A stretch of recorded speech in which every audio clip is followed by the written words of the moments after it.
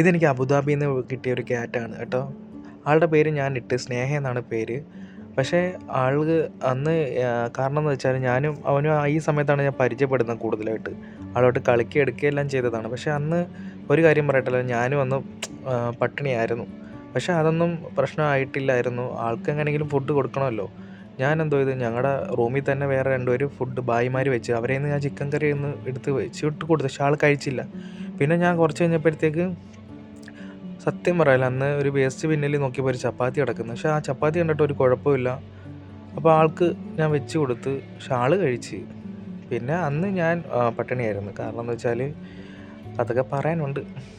അത് വന്ന് പെട്ട സ്ഥലം ശരിയല്ല. പക്ഷെ ഇപ്പം ഞാൻ ഓക്കെയാണ്. ഇപ്പം എൻ്റെ പൂച്ചയും ഓക്കെയാണ്. ഇപ്പോൾ 1 മാസമായി. ആളിപ്പോൾ ഉഷാറായിട്ടുണ്ട്. ആളെ അടുത്ത വീട്ടിൽ ഞാൻ നല്ല രീതിയിൽ കാണിച്ചു തരാം.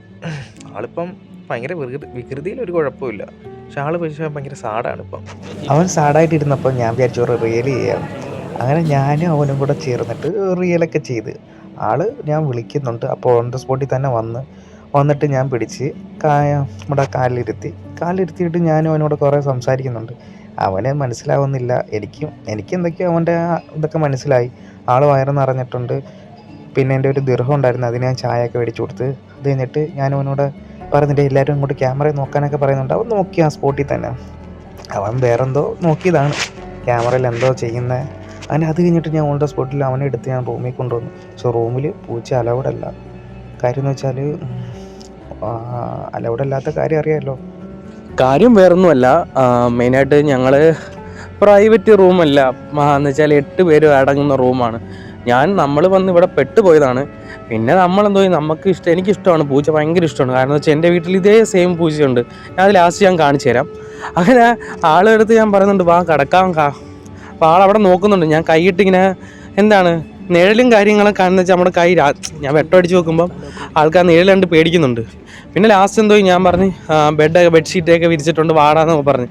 പക്ഷെ എന്തൊക്കെയോ അവിടെ നിന്ന് കാണിക്കുന്നുണ്ട്, എന്തൊക്കെയോ കുസൃതി എന്തൊക്കെയോ കാണിക്കുന്നുണ്ട്. മിക്കവാറും കവറിനകത്ത് ഇത് ഇട്ട് കളിക്കുവാണെന്ന് എനിക്ക് തോന്നി. പക്ഷെ അങ്ങനല്ല, ആളത് എൻ്റെ നിഴൽ കണ്ടിട്ട് കളിക്കുന്നതാണെന്ന് എനിക്ക് മനസ്സിലായി. പിന്നെ കുറച്ച് കഴിഞ്ഞിട്ട് എൻ്റെ അടുത്ത് ഞാൻ കൊണ്ടുവന്ന് അവിടെ കടത്തി. എന്നിട്ട് ഉറക്കം വരുന്ന കാര്യം എനിക്ക് മനസ്സിലായി. അപ്പോൾ ഞാനൊന്നുണ്ട് ഒരു ശബ്ദം വെച്ചിട്ടുണ്ട്.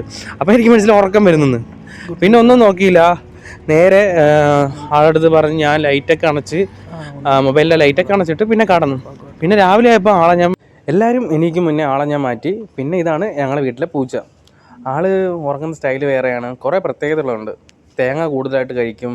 പിന്നെ മീൻ എന്ന് വെച്ചാൽ ആളുടെ ദേശീയ ഭക്ഷണമാണ്. പക്ഷേ എന്നാലും ആളുടെ ഭക്ഷണം തേങ്ങയാണ്. പിന്നെ ഉമ്മ വാപ്പ ആയിട്ട് ഭയങ്കരമായിട്ട് കൂട്ടാണ്. ഇവനെ മിസ് ചെയ്യുന്നുണ്ട്, നല്ലപോലെ മിസ് ചെയ്യുന്നുണ്ട്. മിസ് ചെയ്യൂടാ.